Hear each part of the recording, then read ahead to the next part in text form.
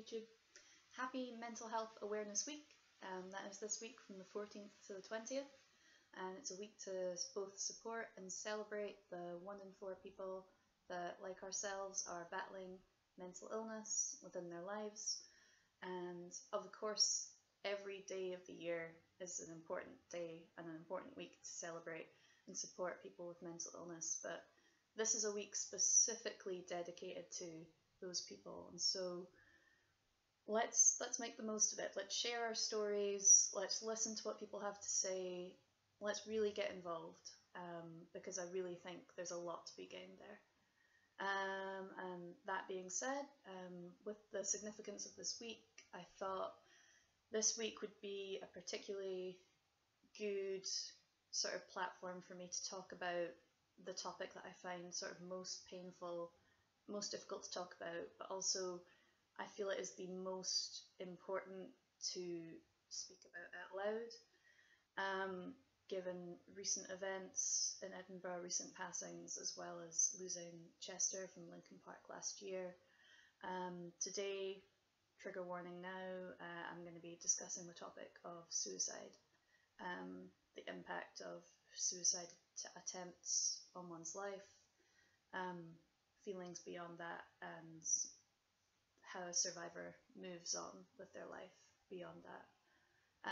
I'm going to be talking about my own experiences, as well as offering a little bit of advice about services and what's available to you.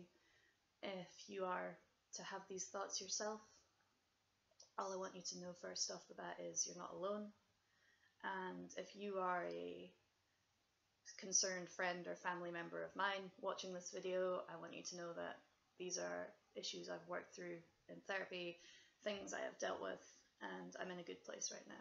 I wouldn't be talking about this on the internet if I wasn't, and the reason I'm spreading this message now is because with it being Mental Health Awareness Week and with everything going on in recent times, I just think it's particularly important to be talking about this out loud and for there not to be a stigma about talking about suicidal thoughts. It doesn't make you a weak person. It doesn't mean that you are any less strong. I'm going to talk a little bit about my own experiences now. If this isn't something that you're comfortable checking in with, but you're still interested in the channel, won't take offense, sign out now, and I'll see you next time.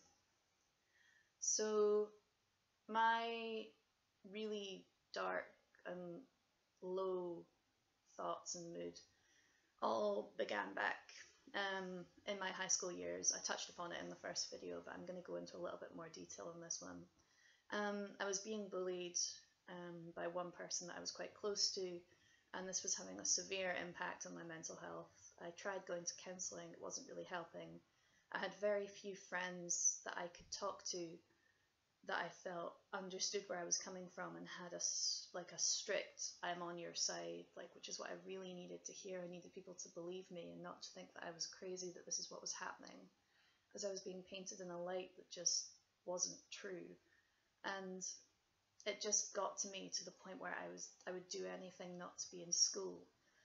And that sounds so superficial now when you're saying it out loud and you're an adult and school is so far past you, but it was just a case of the anxiety and the dread that I felt when I thought about going to school was so much that it got to a point where I would rather not exist than go to school the next day because of the way this person was making me feel, because of the way she was dragging my feelings through the mud, through the ringer on a daily basis. And it just was a daily turmoil of feeling guilty, thinking I'd done something wrong, thinking I'd done something to deserve it, which is not true. I now have the knowledge, the retrospect, the self-respect to know that that wasn't true. I didn't do anything to deserve it. If you're being bullied, you've done nothing to deserve it. You are blameless. The bully is to blame. Maybe they have their own issues, but you are not to blame, okay? And so there was one day where it got particularly bad and I just couldn't see any way out. I just felt powerless, and it was a very irrational attempt. It wasn't planned. I didn't plan it. I just, in my own home, took a lot of tablets to what I would understand was an overdose, but it was nothing I'd researched. It was nothing media had influenced me. It wasn't anything like that. It was just my interpretation of what it would mean to not exist anymore. And this is Simba, by the way. He's my tactile buddy and best friend for life. And he will join me on most of my videos. You've probably spotted him already. It was a very, very hard place. Luckily, I was fine because it was just a very spontaneous and superficial attempt at taking my own life. And I told my best friend, and my best friend convinced me to tell my guidance teacher. For those of you who don't have guidance teachers at school, they're basically like your mentor. You can go to them if you have a problem kind of person. And because my dad taught at my school, it of course got to my dad, and I had to have that conversation with my parents, which I think is still the hardest part for me. I'm still racked with guilt around this issue and the impact that it's had on them. They're not to blame. Even now, I hear whenever I post and talk about my mental health, I hear back from them and I hear, we feel so guilty that we didn't know this was going on. There was no way that they really could have known it was going on, as I kept it entirely to myself. So again, if you were in high school and you're going through a similar situation, your parents will understand. Please tell your parent, tell your guardian, your grandparents, a friend, a family friend, someone. Tell someone, because someone will understand, okay? Don't isolate yourself like I did, but it got to a really dark place where I just felt like isolating myself was the best method. And I have this reflective time and this reflective place now to look back on it and fully understand what was going on, but at the time it's just a blur. It's just a blur even looking back on telling my parents. All I can feel now from that time is just guilt. I feel guilt. And we've spoken about it since, but even speaking about it now is cathartic because it's something I hid for a very long time from everyone, apart from that one friend that I told in high school that knew me very, very well, knew about my eating disorder, knew about a lot of my mental health issues. And going through university, I should go back. I went to counselling in high school. I got a really good group of friends, including that current friend, and I was able to be civil with the person that was causing me so much trauma in my life, and I was able to ride that through until the end of high school, and I got a fresh start when I started university. So that takes us to university. I made wonderful friends, and who are just a testament to everything that I wouldn't have achieved had I been successful in my attempt. And I'll talk about that a bit at the end, but I'm so, so grateful that I got to meet those people. My course mates, my occupational therapy colleagues of mine, they're wonderful, intelligent, just bright, amazing individuals who have achieved so much now. I've been out of university almost 2 years, and the things that they've achieved have just been incredible, all in different walks of life. People getting married, having children, people achieving great things in great bands of their job. And I've got to witness all of that, and I've got to experience some of it for myself as well. And that just makes me so lucky. I joined the Anime Society, which, if you know me, you know was a huge part of my life. We've continued it sort of in a way, having our own little mini anime gatherings, but when I was part of QMU, Anime Society was really something special.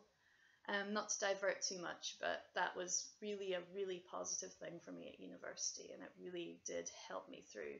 So if you were a part of that society with me, thank you. It made all the difference, and I love you to this day. Even if we don't speak, even if we haven't spoken in years, you made a huge difference to my life. So when I was in second year, things got bad, not to the same extent, but I was going through some very tough times with a boy that I was involved with, but he was very much manipulating me and messing with my emotions to the point that it was really, really, really messing with my brain and messing with me psychologically.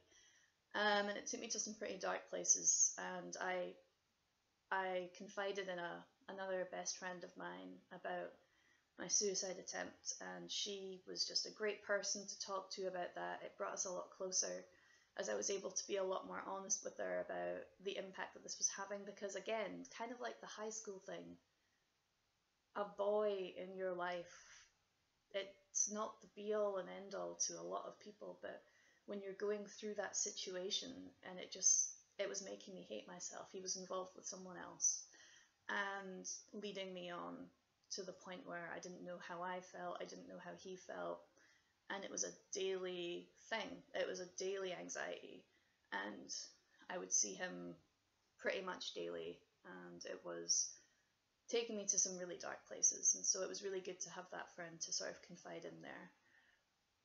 And since then, since cutting my ties with that person, moved on, I'm in a really happy relationship now. Again, another thing, I never would have met Scott had it not been for my friend getting to me when she did, talking me out of some really dark places, surviving my attempt, surviving thoughts since then. And since then, all of university was pretty much, there were hard times, obviously. My mental health was to and fro as it goes, but I made it through university, I graduated, and I made it to adult life. Last year there were some really tough times with another friend who was giving us some serious harassment online, which was not, and by us I mean myself and my partner, which took me to some really, again, dark places and just brought me right back to where I was back in high school with the girl that was putting me through the ringer on a daily basis. And it was a hard situation to deal with, but at the end of the day I know my limits, I know what I can deal with, and I also respect myself enough to not put myself through things that are going to affect my mental health in that way. And so I cut my ties with that person as well, which was the healthy thing to do for myself. And I'm better for it.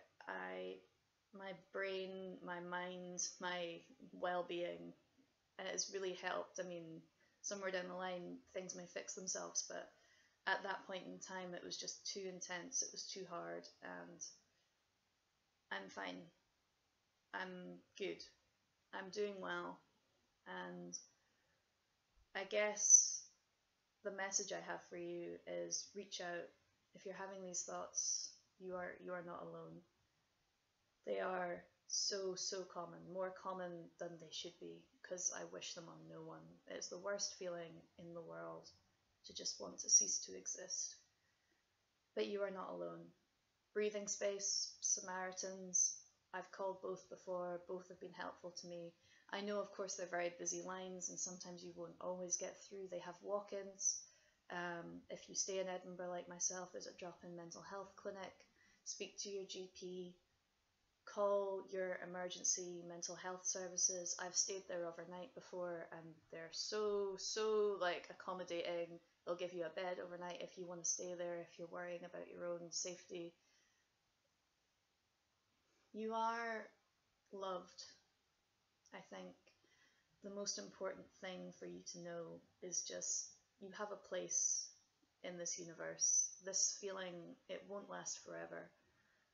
Mine didn't, and there are still bad days. Like I say, I've touched upon the sort of three instances, the three people that have brought me to these places, but when you measure three people against all of the amazing people I've met, my wife from university, my current partner Scott,